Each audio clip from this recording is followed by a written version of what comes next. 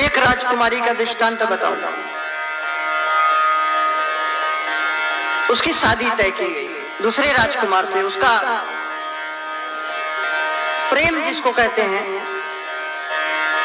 वो प्रेम नहीं, छुछेड़ापन, गंदी भावना, दुर्व्यसन, वासना जगी एक राजकुमार के प्रति। प्रेम हम नहीं कहेंगे, नहीं तो प्रेम का अपमान होगा। प्रेम इतनी घटिया चीज नहीं है। प्रेम केवल वो नया दिखने वाला सुंदर युवक से ही है।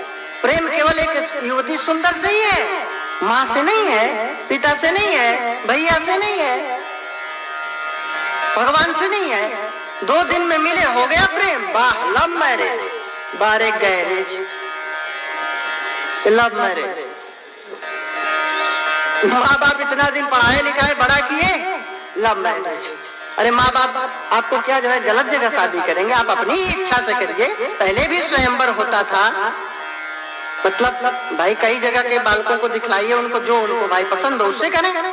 लेकिन ये भाग जाना ये सब तो गलत है। अपने धर्म में अपने जाति में रहिए, मर्यादा में रहिए, आप अपनी इच्छा से करिए। इसकी शास्त्र भी छूट दिया है, क्योंकि आपको रहना है, जीवन यापन करना है।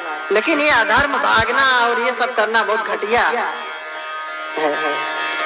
तो राजकुमारी अब वासना में पड़ के उससे बोली, तुम मुझे भगा ले चलो, उपवन में रहूंगी मैं।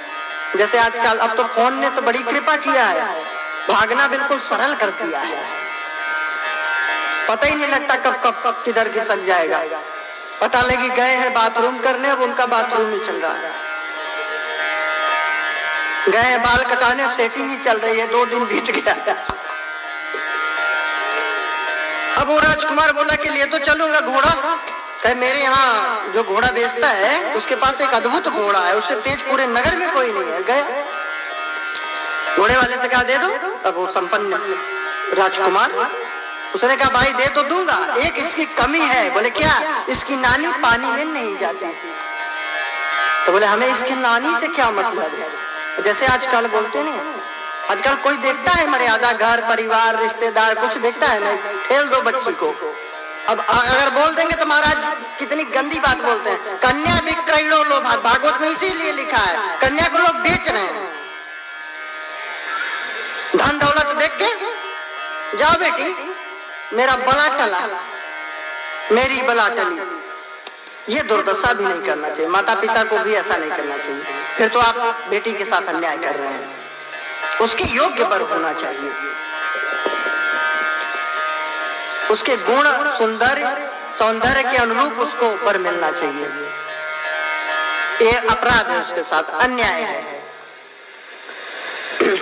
बाकी भाग्य में लिखा हो तो चाहे जितना अच्छा कर दो और चाहे जितना खराब कर दो उसका हो जाता है अच्छा, लेकिन अपने से तो अच्छा ही करना चाहिए।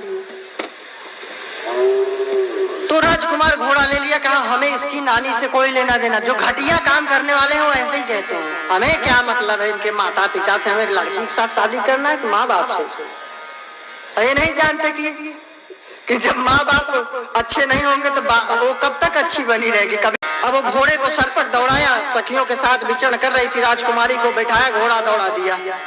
अब उसका कोई जो है ढूंढ भी नहीं पा रहा है। सैनिकों को पता चला, दौड़े पीछे पीछे, अब काहे को पाए, सरपट घोड़ा दौड़ा।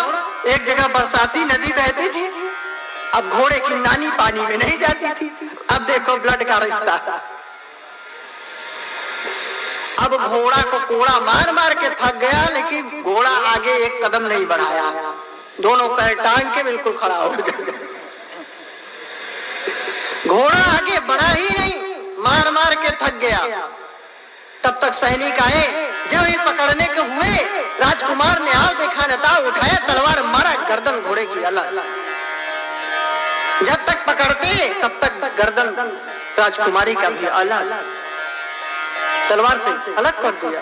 पकड़ा गया, राजा के पास पटक दिया गया। राजा ने कहा कि तुमने अपराध बहुत लंबा किया है, सजा तो फांसी होगी, लेकिन तुमने घोड़े को क्यों मारा?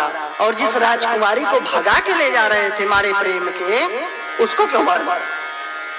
राजकुमार ने कहा कि घोड़े को तो महाराज इसलिए मार दिया कि इसकी नानी पानी में नहीं जाती थी, तो मैंने प्रत्यक्ष देख लिया कि ये घोड़ा जो है एक कदम बढ़ा नहीं, कोड़ा मार मार के थक गया।